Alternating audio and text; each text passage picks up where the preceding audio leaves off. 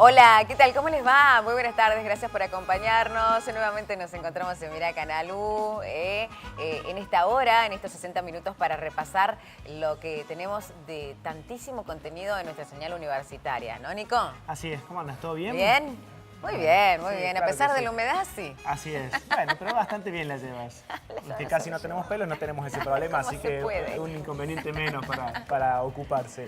Como bien lo decías, con una hora donde vamos a intentar mostrarles a ustedes, compartir con todos ustedes parte de la programación del canal universitario. Recuerden que vamos por la pantalla de Canal 10 de 7 a 8 de la tarde y después con repetición a través de la señal de Canal U a partir de las 22 horas. Así que ahí tenés una buena chance. Y en las redes también estamos, Por supuesto, en las redes y en la televisión digital abierta. Y como siempre decimos, en este ping-pong de ir y venir con distintas temáticas que forman parte de la programación del canal universitario, lo hacemos de la mano o con la compañía de algún invitado especial que siempre nos está acompañando a lo largo del programa. Y en la ocasión de hoy, en la jornada de hoy, está con nosotros Pamela Cáceres. Ella es politóloga, es docente, investigadora de la Universidad Católica de Córdoba y es además miembro del grupo coordinador de la Red Ciudadana Nuestra Córdoba. Pamela, ¿cómo estás? ¿Cómo están? ¿Bien? Y muy bien. Buenas tardes. Gracias por venir. No, esto entre tantas a otras cosas, porque la verdad que tenés un currículum larguísimo. No. Que implica, Pero bueno, una trayectoria en toda esta cuestión. unos años. Unos añitos trabajando. Unos Bueno, años. está muy bien. Y además me centraba un poquito en esto de que sos magíster en Dirección y Gestión Pública, un tema muy interesante.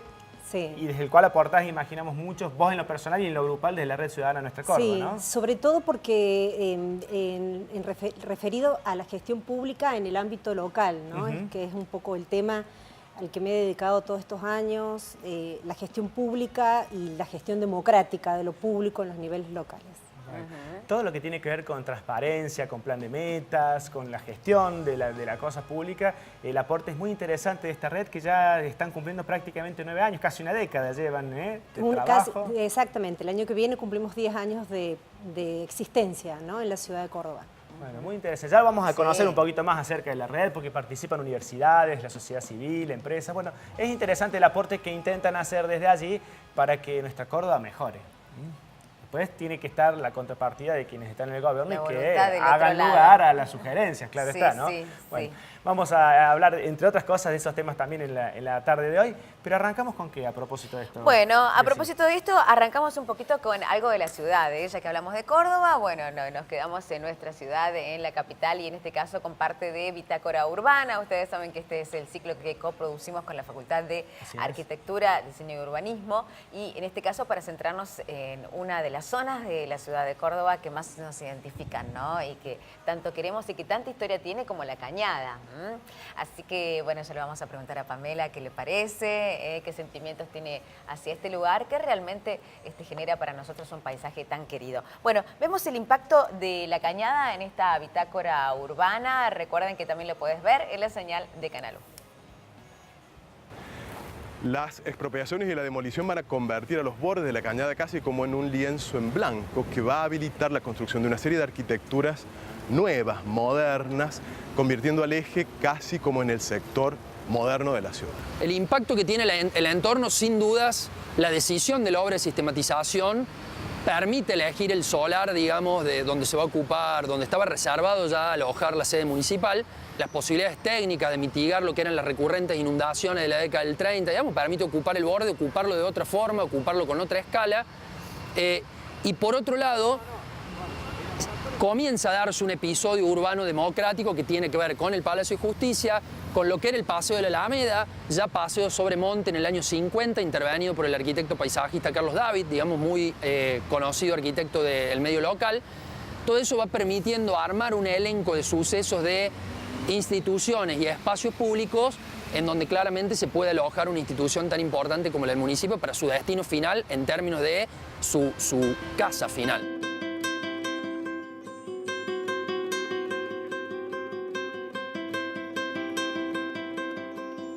Se genera de alguna manera un episodio de democracia en términos de institución para la ciudad en este sector, pero es fundamental entender que el Palacio de Justicia, proyecto de Hortal y Godoy, por concurso de proyecto, data del año 1925, mientras que la municipalidad, también proceso de concurso, detalle importante aclarar porque fue una manera muy importante para permitirle a los jóvenes arquitectos que accedan a grandes obras y puedan crecer, digamos, a partir de esto como profesionales, es del año 1953. Y claramente estamos observando dos caracteres arquitectónicos muy disímiles. Por un lado, una clave más de estilo neoclásico, apoyado sobre un soporte de método que se le conoce como box art, digamos, de academicismo. Y por otro lado, ya un edificio moderno, con podio, planta baja libre, torre sobre podio, propuesta que viene muy de lo que es la Escuela de Chicago de los años 20 en Estados Unidos, que va accediendo a Latinoamérica a través de diferentes medios, revistas y demás, pero tiene mucho que ver con este hecho de, en tan pocas décadas, generar ese cambio brusco de arquitectura. La obra de La Cañada, que está justo al medio. Dijimos 25, dijimos 53, La Cañada está en la década del 40. Significa todo un cambio rotundo de producción de arquitectura sobre sus bordes porque va a modernizar la ciudad. Primero le va a permitir a la ciudad cruzar el borde oeste con acceso al centro, la obra de la intervención de los puentes, la canalización en sí, quitarle el riesgo de ocupación al borde, digamos, mitigando lo que eran inundaciones y demás. Es un hecho muy significativo para entender el por qué la ciudad en sus instituciones comienza a apostar para una arquitectura moderna.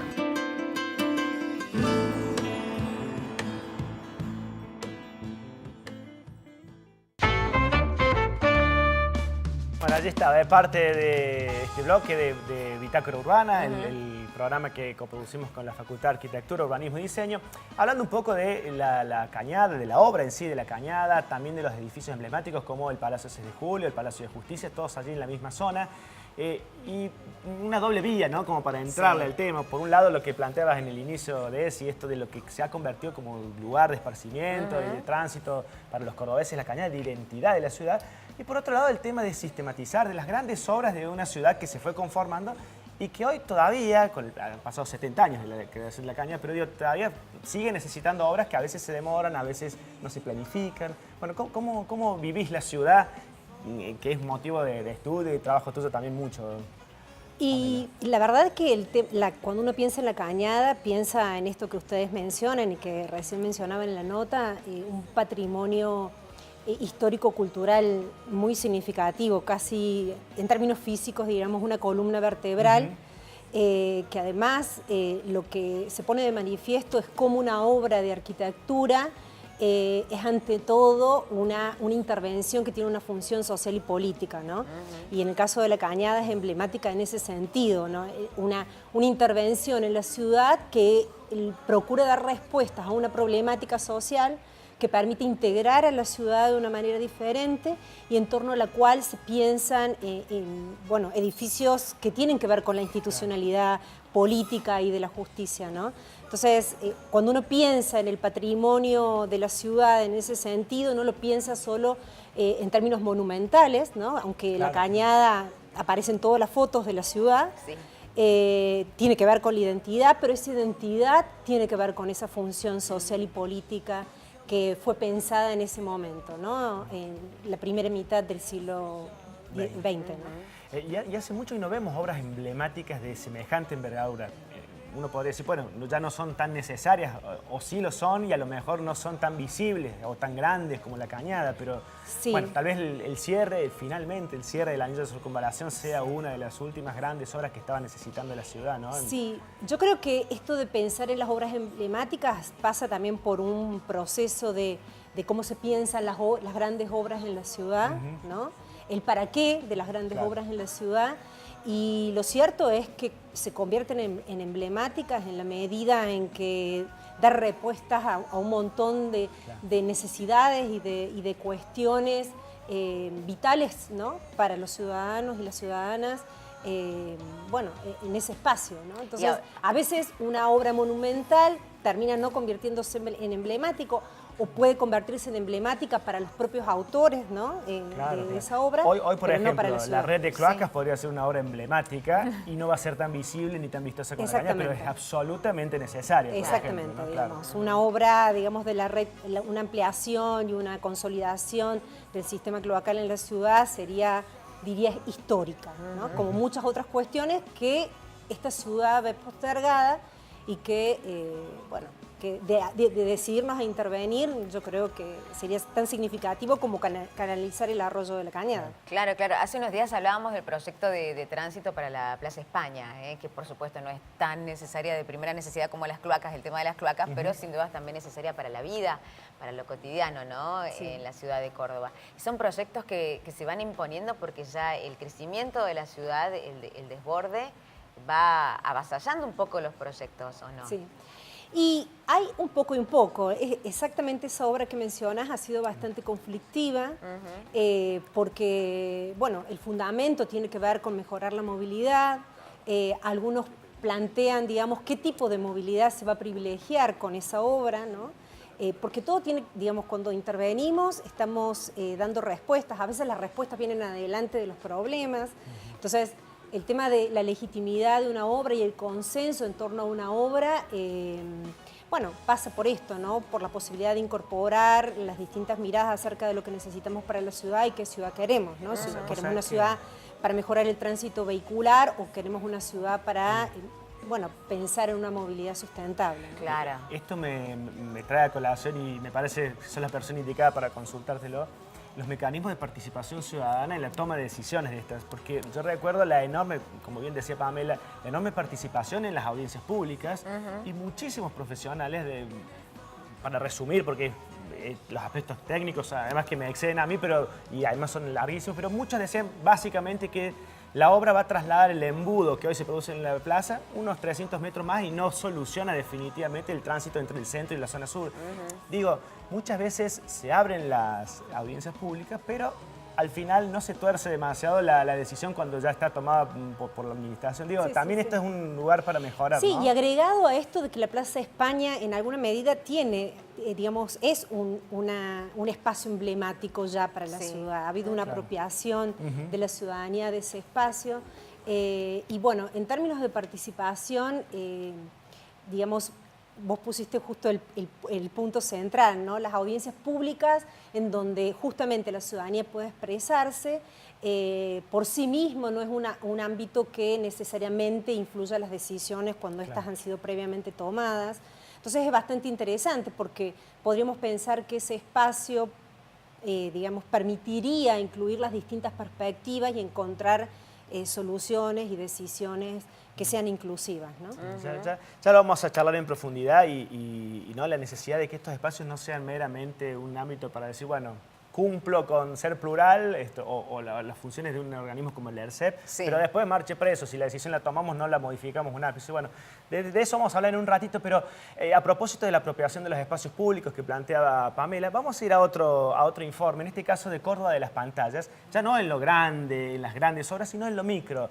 Y por ejemplo, en muchos barrios de la ciudad, los vecinos que fuerzan con la necesidad y con su participación espacios para que ellos mismos los puedan disfrutar. Este es el caso de una ludoteca que nació como una cuestión transitoria allí en Barrio Sol Naciente, en un centro de atención primaria de la salud, y después se convirtió en otra cosa. Fíjense lo que es este informe.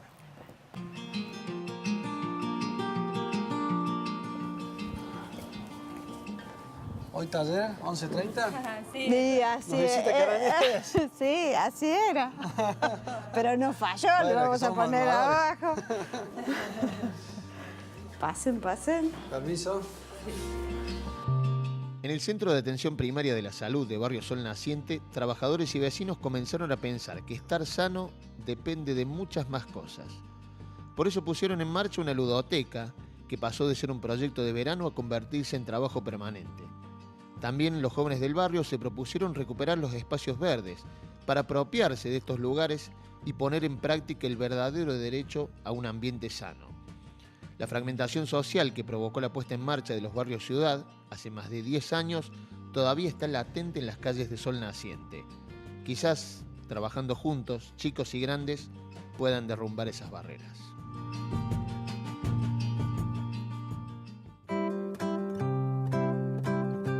Y ahora vamos a ir a la ludoteca, que es un proyecto del Centro de Salud. La atención primaria prevé acciones de promoción de la salud y nosotros creímos que dentro de esas acciones podíamos crear un espacio donde los chicos pudieran acceder a creación, recreación, que es un derecho, ¿no? Empezó siendo un taller para chicos y chicas de este sector, en realidad de estas manzanas, porque bueno, no existe otros espacios públicos, ni privados tampoco, que realicen actividades con los chicos fuera de la escuela, ¿no? Y por eso esto empezó en unas vacaciones, en diciembre de 2010, empezaron unas vacaciones. Creíamos que solo lo íbamos a sostener ese verano y no, la demanda de los chicos fue que seguir en el espacio, se fue construyendo con los vecinos, después con financiamiento de otras instituciones, de otras organizaciones, y se fue construyendo este espacio, que hoy ya trasciende los límites del espacio y ya tenemos actividades fuera de este lugar, hemos hecho actividades hasta fuera de estos barrios. ¿Para qué sirve una ludoteca? La ludoteca la iniciamos desde el concepto de que es un espacio de creación, de recreación y de desarrollo en un espacio de libertad y de respeto para esto, con el eje en el juego libre, el juego que permite aprender y que creemos que es uno de los pilares para trabajar cuestiones de salud. Hemos aprendido juntos a saber que el color rosa o el celeste no son solo de una nena y un varón, y cosa que, por ejemplo, que en un taller de pintura ningún varón quería pintar con rosa o ni siquiera tomar una regla o un recurso de ese color, o no dejaban jugar a las nenas a la pelota porque era de varones, bueno, eso hemos podido ir construyendo cuestiones de vínculos complejos y facilitando el respeto.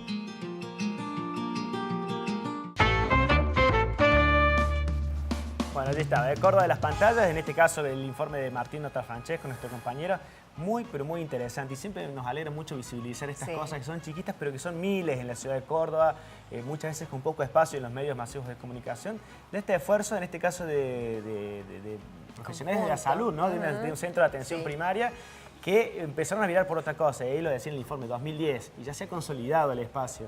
Demostrando que no solamente el Estado tal vez debiera tener las cuestiones formales del hospital, el centro de salud, la comisaría, la escuela, sino también hay un montón de otras necesidades. Y los chicos que lo pidieron, los vecinos, y se involucraron. ¿Cómo lo ves, Pamela, el tema? Bueno, la verdad es que es un sol naciente, ¿no? La experiencia es un sol naciente. Y también es una de las palabras que se repitió mucho fue el de construir, ¿no? Digamos, no como una política pública que se define jerárquicamente, sino que surge desde el territorio, desde los propios actores, que se va moldando las necesidades, que va problematizando, ¿no? Esa noción de lo público, ¿no? Porque, digamos, pensar la salud de una perspectiva amplia, ¿no? Que excede, digamos, la cuestión hospitalaria, digamos, ¿no? Bueno, aparece como interesante y empieza un proceso en el cual los ciudadanos, los propios destinatarios de esas políticas públicas, empiezan a ejercer un papel activo en definir qué es lo que queremos, qué es lo que entendemos, qué es lo que necesitamos, ¿no? O sea, la importancia de las políticas públicas desde los territorios. En una Córdoba que es muy heterogénea, que es muy asimétrica, en donde pensar las necesidades desde una visión homogénea es muy difícil. Claro. Y también es muy difícil pensar que podemos acertar, digamos, en las decisiones si no tenemos en cuenta esa mirada, esas necesidades particulares, ese involucramiento y la propia apropiación, ¿no? de ciudadanos y ciudadanas de esas medidas, ¿no? De construirlas juntos. Recién veía en el Instagram que estaban haciendo con nuestra Córdoba un recorrido, fueron al CPC de Villa Libertador, ¿no? Sí. Para hablar de estos espacios verdes y niñez. Exactamente, digamos, va orientado en el mismo sentido, de alguna manera, digamos, podría articular perfectamente lo que ya se está haciendo en Sol Naciente. Estamos trabajando con los barrios de toda la jurisdicción del CPC de Villa Libertador, que ustedes saben que es una de las zonas más populosas y con mayores déficits. De hecho, con mayores déficits en la ciudad. Y elegimos trabajar, por un lado, la cuestión de los espacios verdes, ¿no? Y de los espacios públicos, las plazas y los espacios verdes, y sobre todo trabajar desde la escuela y desde la niñez, ¿no? Entonces, los niños y niñas con sus docentes